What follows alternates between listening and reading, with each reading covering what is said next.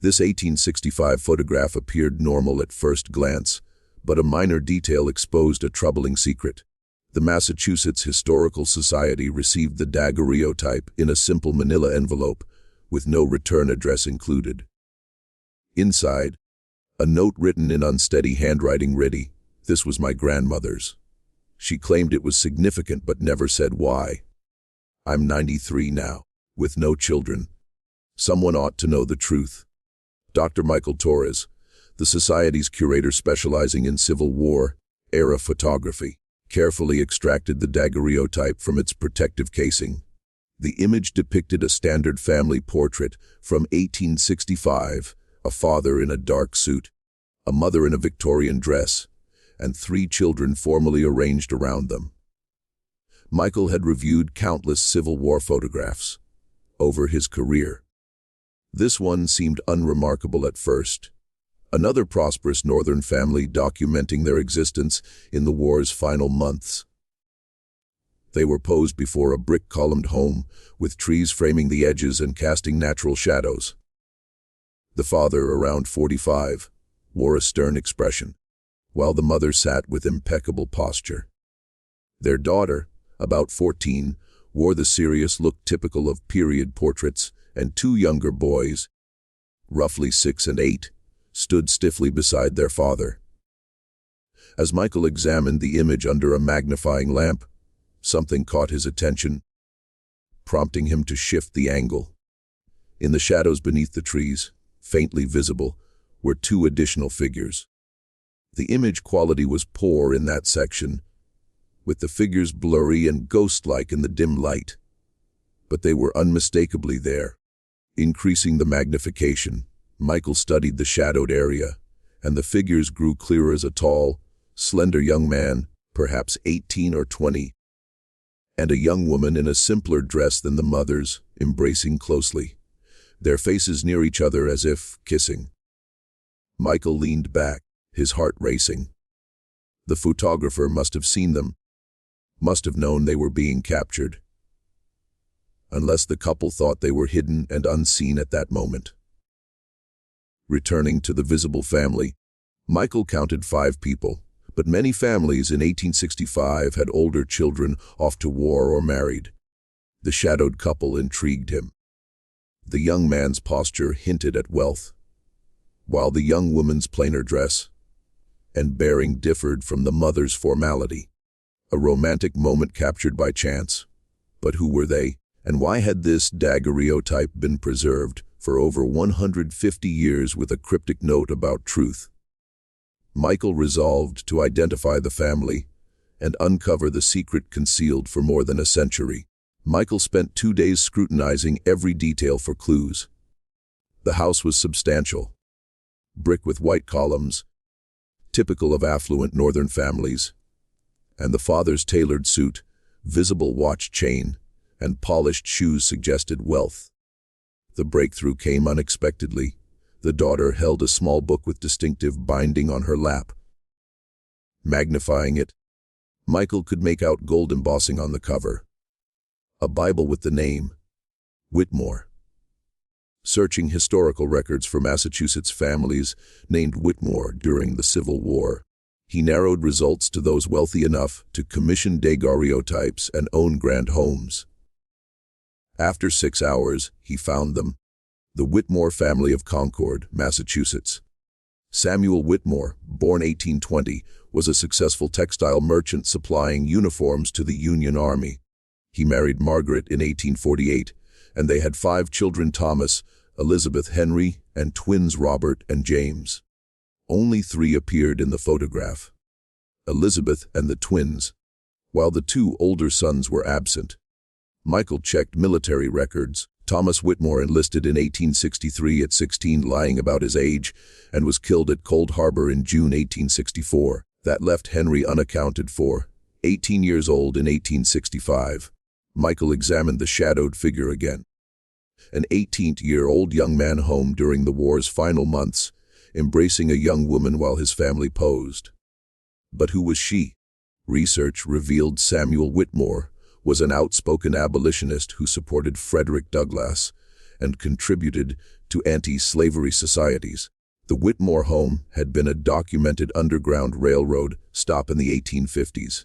A newspaper article from 1862 described their continued charitable work for escaped slaves, and another in 1863 noted they had taken in several contraband individuals to assist with household duties, paying them wages and providing education. A church registry from 1863 listed 3 contraband individuals for baptism: Grace, age 19, Daniel, age 14, and Ruth, age 17.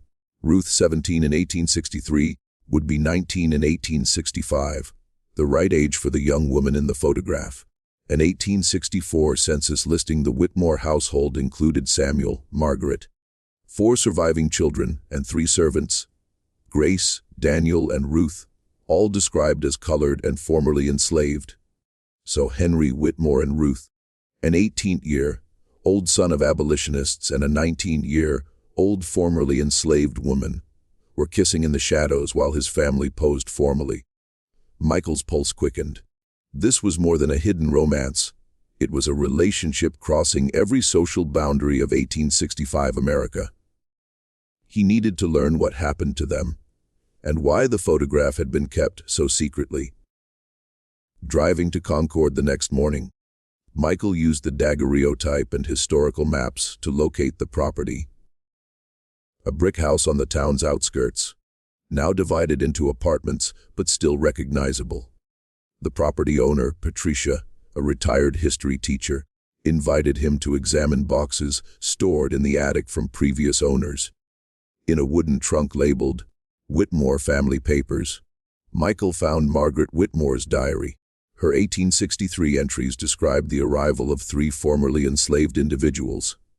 Today we welcomed Grace, Daniel, and Ruth. They arrived exhausted from their escape from Virginia. Ruth is particularly intelligent. She can already read, which is remarkable. Grace says Ruth's former master's wife taught her in secret. Michael read entries documenting daily life.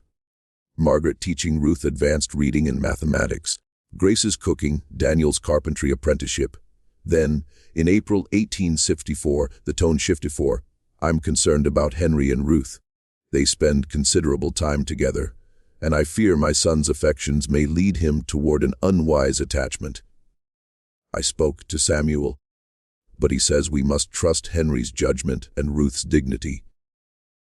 He reminds me we fought for their freedom. We cannot then deny them freedom to form attachments. But I worry about complications. Michael's hands trembled. Margaret had known about the relationship, her concerns stemming not from prejudice, but from practical worries about social complications. More entries tracked the developing relationship. Henry asked to court Ruth formally, and Samuel granted it on the condition that Ruth's consent be freely given, and she understood she was under no obligation. Ruth confirmed she returned Henry's affections. They are young and idealistic, believing love can overcome obstacles. I pray they are right, but I fear the world will be cruel. In September 1864, Henry asked Ruth to marry him, and she accepted. Samuel and I discussed this extensively. We cannot legally prevent the marriage. Massachusetts allows it, though few approve. We decided to support them, though it means social ostracism. Henry is prepared, Ruth is frightened but resolute. They plan to marry in spring 1865, after the war ends.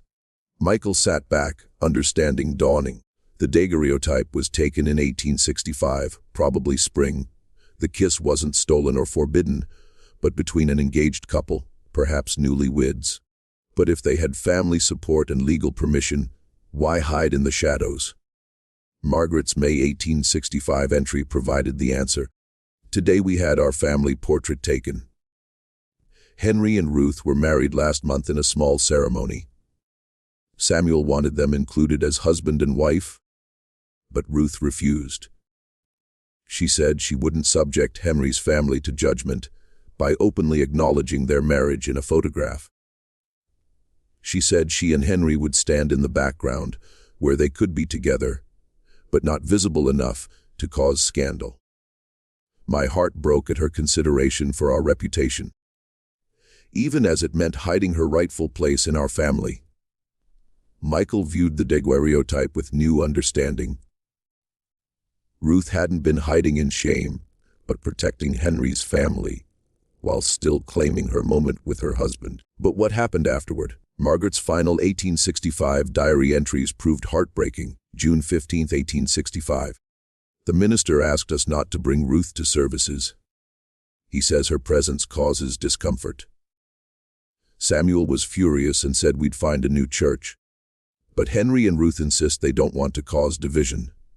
They've begun attending the African Methodist Episcopal Church instead. June 28. Samuel's business partners expressed concerns. Two ended their partnerships, citing moral disagreements. Samuel maintains anyone who cannot accept his son's wife isn't worth doing business with. But I see the financial strain. July 20. Someone threw rocks through our windows last night. A note called us race traitors and warned that mixing brings only suffering. The constable says he cannot identify who did it. Henry wants to take Ruth and leave Concord, but Samuel insists we won't be driven from our home by bigotry. Michael felt sick reading the escalating violence. Even in Massachusetts, even after the war for freedom, the reality was harsh. July 25 was the turning point. Henry and Ruth decided to leave. They planned to go to Canada, where other mixed couples have found more acceptance. My heart is breaking. Ruth is 3 months pregnant. She confided this yesterday, and they want their child born somewhere safer. Samuel is helping them arrange passage and providing funds. August 3, 1865. Henry and Ruth left this morning before dawn. We said goodbyes with tears, not knowing if we'll ever see them again. Ruth embraced me and thanked me for accepting her. I told her she was my daughter now. Henry promised to write once settled. September brought no word. October, still no word. November, a letter arrived but brought no comfort. Margaret had tucked the actual letter into the diary. Michael unfolded it carefully. It was from a minister in Buffalo, New York, dated October 15, 1865. Dear Mr. and Mrs. Whitmore, it is with profound sorrow I inform you of a tragedy. Your son Henry and his wife Ruth stopped in Buffalo on their journey to Canada. On September 20, a fire broke out in their boarding house. Henry's body was recovered. He perished from smoke inhalation. Ruth survived but went into premature labor from shock. She delivered a daughter, but died within hours from complications. The infant survived and is healthy. Before Ruth passed, she asked the child be named Margaret after you. Please advise how to proceed regarding the infant. Michael sat motionless. Henry and Ruth had died within hours of each other, leaving behind a newborn daughter. Margaret's response, November 10, 1865, Samuel, and I leave for Buffalo tomorrow to bring our granddaughter home. She is all we have left of Henry and Ruth. The town will judge us for raising a colored child, but I don't care. Margaret Ruth Whitmore is our family, and we won't abandon her. Michael spent hours searching through remaining Whitmore papers, finding a baptismal record from December 1865 for Margaret Ruth Whitmore listing Samuel and Margaret as guardians. Census records from 1870 listed Margaret Ruth in the household. School records documented difficulty enrolling a black child in Concord schools. Letters from Margaret fighting for her granddaughter's education. And finally, in 1875, a letter from a Boston school agreeing to admit Margaret Ruth. The last document was Margaret Ruth's marriage license from 1885 at age 20. She married Thomas Bradley, a teacher in Boston, with Samuel and Margaret Whitmore as witnesses. Michael realized the anonymous donor, who sent the daguerreotype, must have been a descendant of Margaret Ruth, knowing fragments of the story but not the full truth. He published a notice in genealogy forums seeking descendants of Margaret Ruth Whitmore Bradley. Within a week, he received an email from Judith Williams in Vermont. I believe I'm who you're looking for. My great-grandmother was Margaret Ruth Bradley. She died when I was 5, but I remember her telling me stories about being raised by white grandparents in Massachusetts. She said, there was a photograph somewhere that explained everything. Is that what you found? Michael called Judith immediately and arranged to meet her in Concord. Judith, 72, a retired schoolteacher with gray hair and intelligent eyes reminiscent of Ruth from the Daguerreotype, said, I knew my family history was complicated. As Michael spread documents across the library table, my great-grandmother told me her parents died when she was a baby, and her white grandparents raised her. But she never told me details of how they died or why they were together. Michael showed her the Daguerreotype first, pointing out the shadowed figures. That's your great-great-grandparents, Henry Whitmore and Ruth. They were married in May 1865, just weeks before this photograph. Judith stared at the image, tears forming. I've never seen a picture of them. Never knew what they looked like. Michael walked her through everything. Margaret's diaries, the letters about the fire, Margaret Ruth's upbringing, and the marriage license from 1885. Your great-grandmother grew up in a white household in Concord at a time when that was almost unheard of, he explained. Samuel and Margaret Whitmore fought for her education, her rights, her future. They honored Ruth's dying wish and raised Margaret Ruth as their own granddaughter. Judith wiped her eyes. My great-grandmother used to say her grandparents were remarkable people, she said. They taught her that love was stronger than prejudice and family was about choice, not just blood. Michael asked carefully, but did she talk about the relationship between Henry and Ruth? Judith replied. She said her mother had been enslaved and escaped to Massachusetts, where she worked for the Whitmore family. She said her father fell in love with her mother and married her despite everyone telling him not to. She said it was real love, not exploitation. She met Michael's eyes. She wanted me to know her parents' marriage was different, that Ruth had freedom and choice.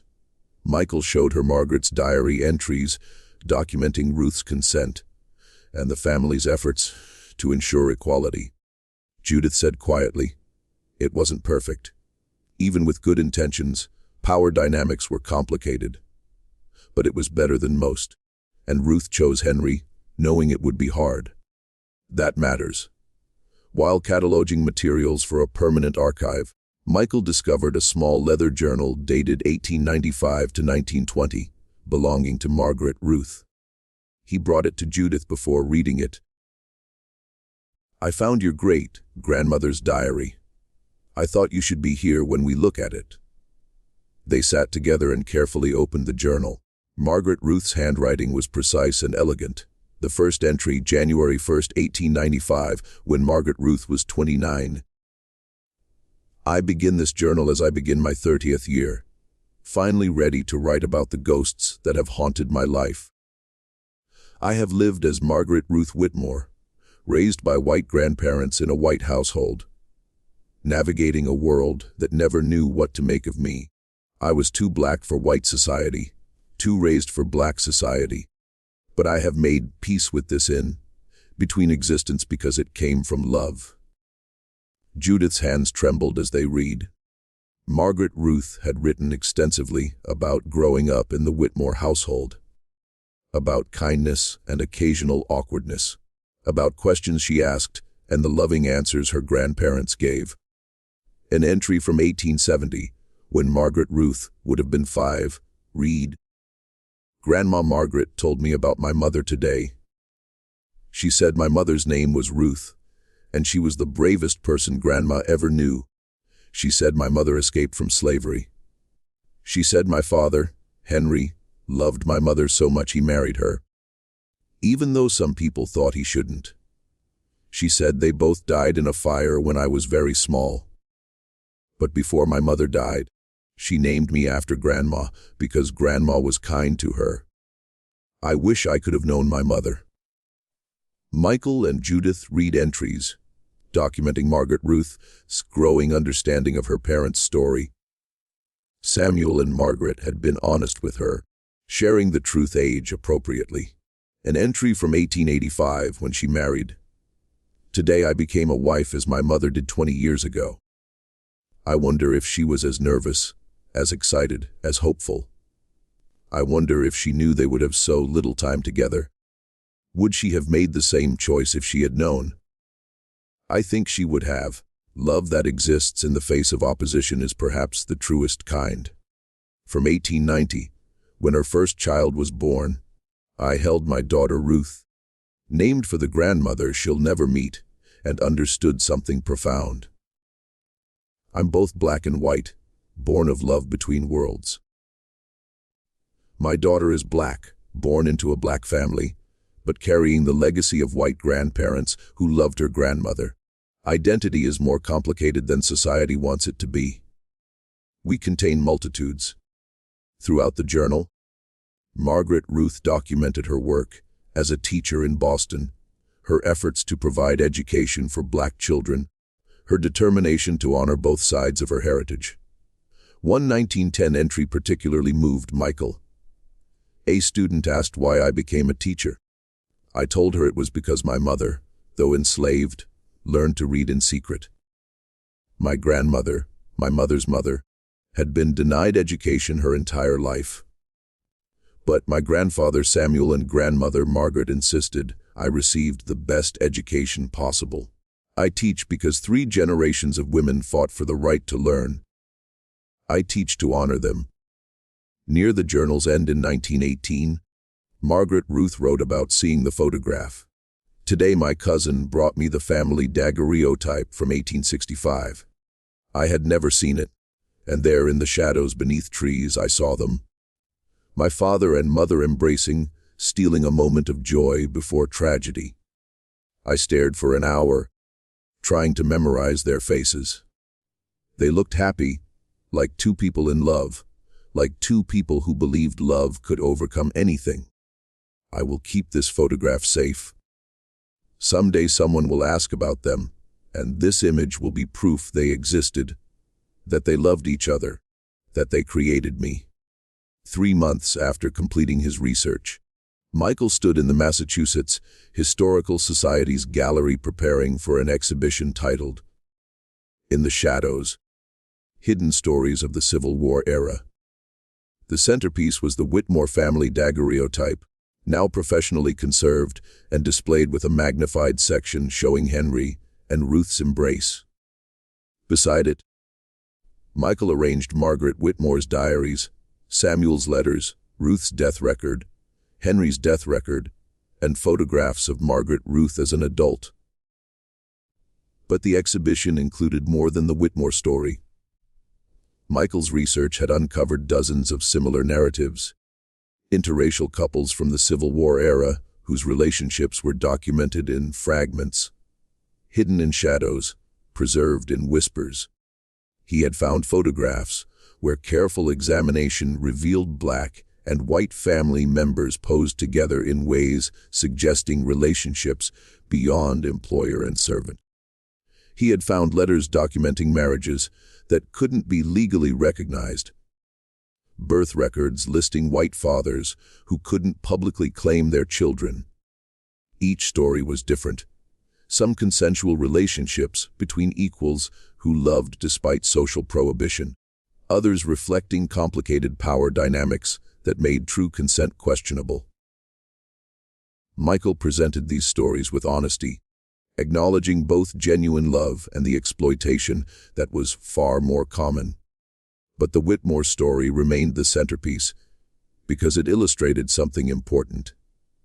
Even with family support, legal marriage, and financial resources, interracial couples faced incredible obstacles. Henry and Ruth had everything working in their favor, and they still died trying to find safety. Judith attended the opening, bringing her children and grandchildren. They stood together, looking at the Daguerreotype, seeing their ancestors for the first time. "This is where we come from," Judith told her family. This is the love that created us. It wasn't easy, and it wasn't perfect, but it was real. A young black woman approached Michael during the opening. I have been researching my family history. I found a photograph from 1870 that might be similar to this. There's someone in the background I never noticed before. Could you look at it? Michael agreed, and over the following months, similar requests came in. People with old photographs they had never examined closely, with family stories they had never fully understood, searching for ancestors who had been deliberately hidden. Each photograph Michael examined revealed more stories, some interracial romances, others family members who had passed as white, black families who had hidden mixed ancestry, white families who had raised black children to protect them. The exhibition grew, and with it a fuller picture emerged, one where the neat categories of race, family, and social order were far more complicated than history books acknowledged. 6 months after opening, Michael received a letter from a Virginia Historical Society.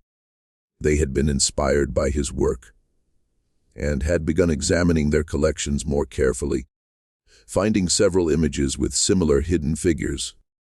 People literally standing in shadows, documented but not acknowledged. You've started something important, the letter said. You've shown us that history isn't just in the obvious subjects of photographs, but in the margins, in the shadows, in the people who weren't supposed to be seen. Michael pinned the letter beside the Whitmore daguerreotype. He thought about Ruth, who had chosen to stand in shadows to protect Henry's family, never knowing that her act would eventually lead to her story being told in full. She had trusted that someday someone would look closely enough to see her. And finally, someone had. 2 years after the exhibition opened, Michael received an unexpected email from David Whitmore in Oregon.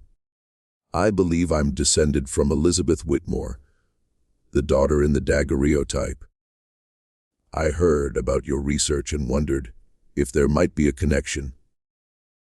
Michael called David immediately and learned he was indeed descended from Elizabeth, who had married and moved to Oregon in the 1870s.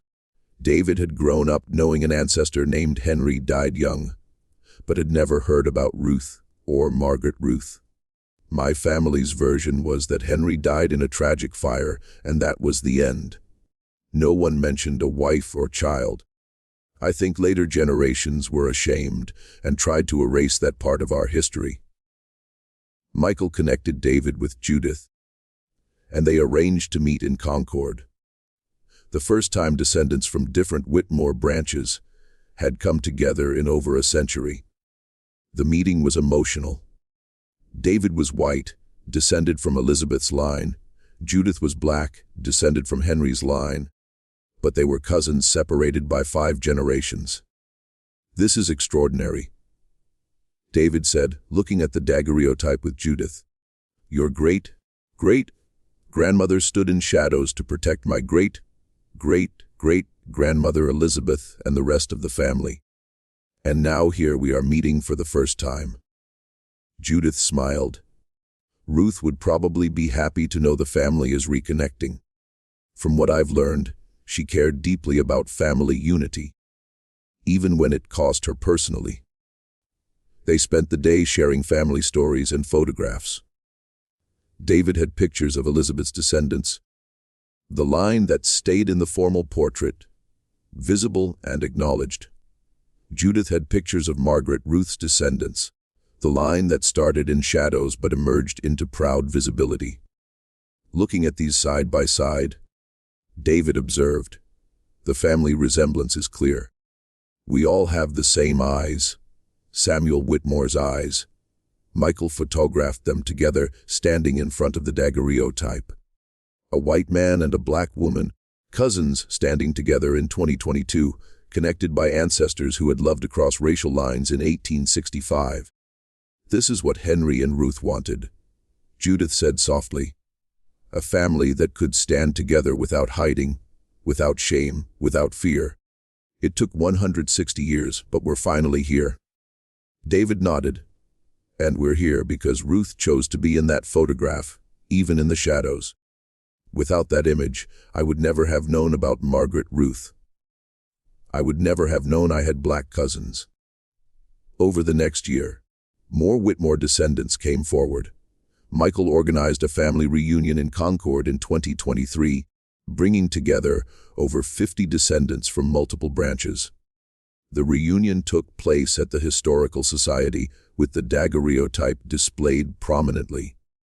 Descendants who had never known about the interracial branch met cousins they hadn't known existed. A genealogist created a comprehensive family tree showing how all branches connected back to Samuel and Margaret. Elizabeth's descendants, spreading across the western United States. The twins' descendants remaining in New England, and Margaret Ruth's descendants building lives in Boston, New York, and beyond. Judith gave a brief speech, standing beside David. My great-great-grandparents, Henry and Ruth, loved each other despite knowing it would be difficult. They married anyway. They created a family anyway. And when they died, Samuel and Margaret honored that love by raising my great-grandmother. Today we stand together, black and white descendants of the same family, because our ancestors believed love was stronger than prejudice. The reunion concluded with everyone gathering outside for a group photograph. Over 50 Whitmore descendants standing together, spanning the full spectrum of racial identity. Michael took the photograph and later displayed it beside the 1865 Daguerreotype. The contrast was striking. The original showing a family with some members hidden, and the modern image showing all descendants standing together in full sunlight, visible and acknowledged. 5 years after discovering the Daguerreotype, Michael stood in his office, surrounded by hundreds of photographs submitted by families across the country. Each image contained its own shadow family, people who had been literally or figuratively hidden, but whose stories were now being told. The Whitmore Daguerreotype remained the centerpiece, but it had become something more, a symbol of all families who had loved across racial lines during America's most divided eras. Judith had become a collaborator, traveling to speak at museums and universities. At 78, she was determined to ensure Ruth and Henry's love was remembered as courage, not scandal. People ask if I'm angry about how my great-great-grandparents were treated.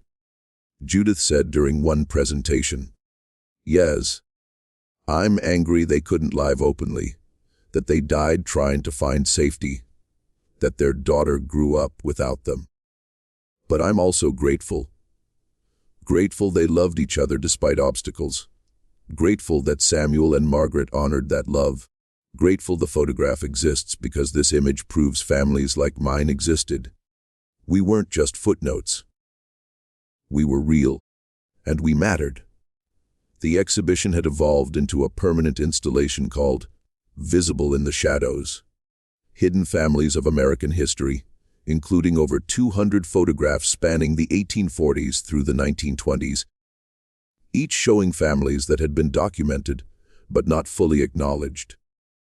Michael had created an online database where people could submit their own family photographs and stories. The database grew daily, with submissions from descendants of Native American and white families, Asian and black families, and countless combinations that defied rigid racial categories.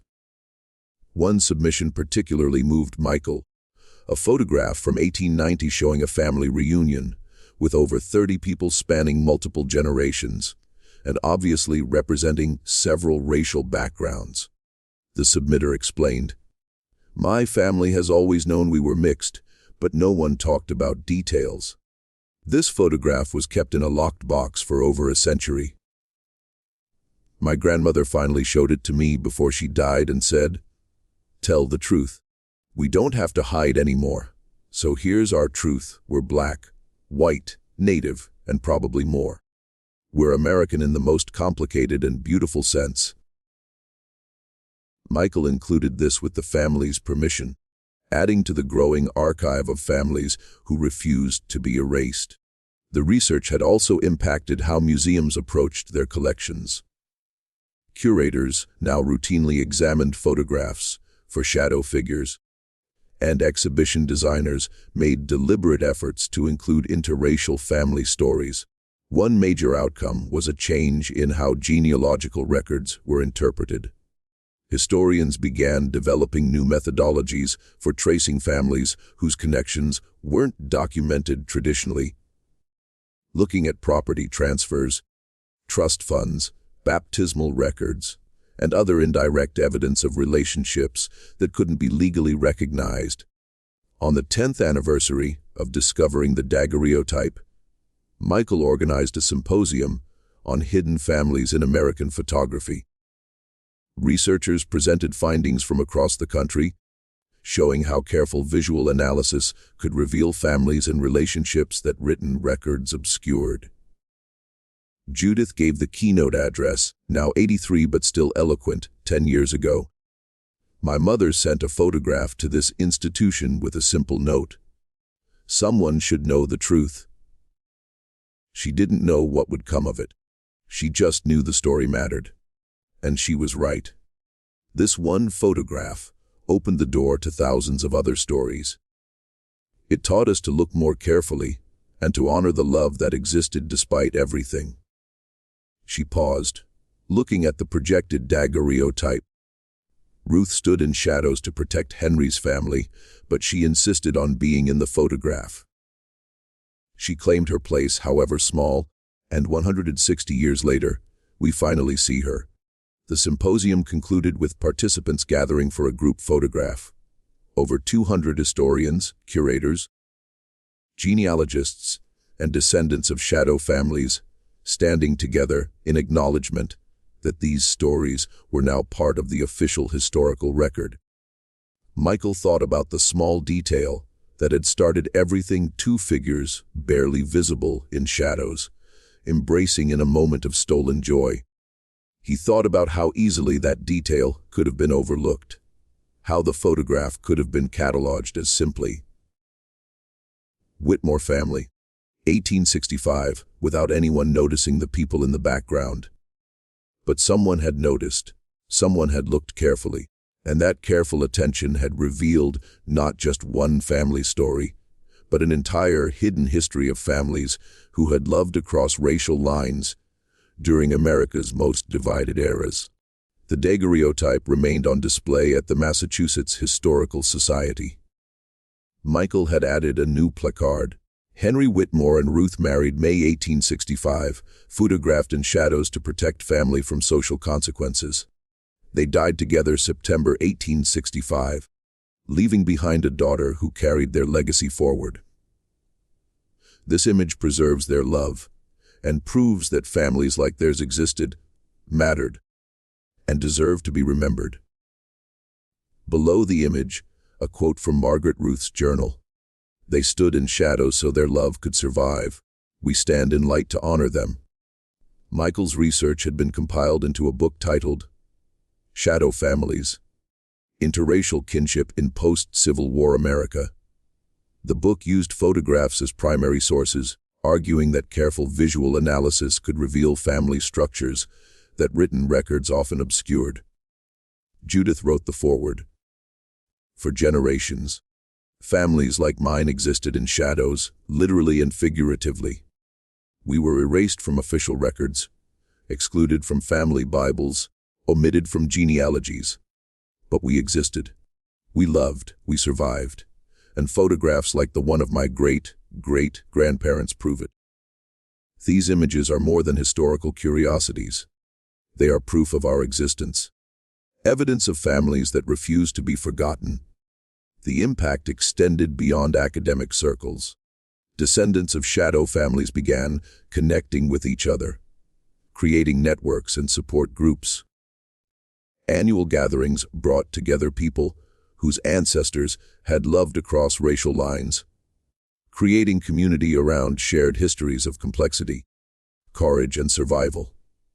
Schools began incorporating these stories into curriculum, teaching students that American families had always been more diverse and complicated than traditional narratives acknowledged. Museum exhibits across the country featured shadow family photographs, challenging visitors to look more carefully at historical images. Michael continued receiving photographs weekly, people discovering hidden figures in their family portraits, finding evidence of relationships that had been deliberately obscured, piecing together family stories that previous generations had kept secret. Each photograph added another piece to the puzzle of American family history.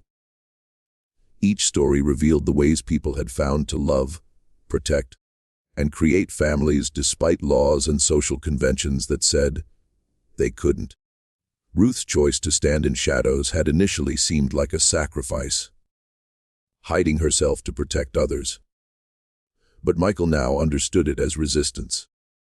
She had insisted on being in the photograph, on being documented, even if she couldn't stand prominently. She had preserved her existence for anyone who cared enough to look closely. And 160 years later, people were finally looking. Michael locked the exhibition hall that evening, leaving lights on so the daguerreotype remained illuminated. Henry and Ruth, no longer hidden in shadows, finally fully seen. Their love acknowledged, their family recognized, their courage honored. The small detail that had revealed the truth. Two figures embracing in shadows had opened a window into an entire hidden history.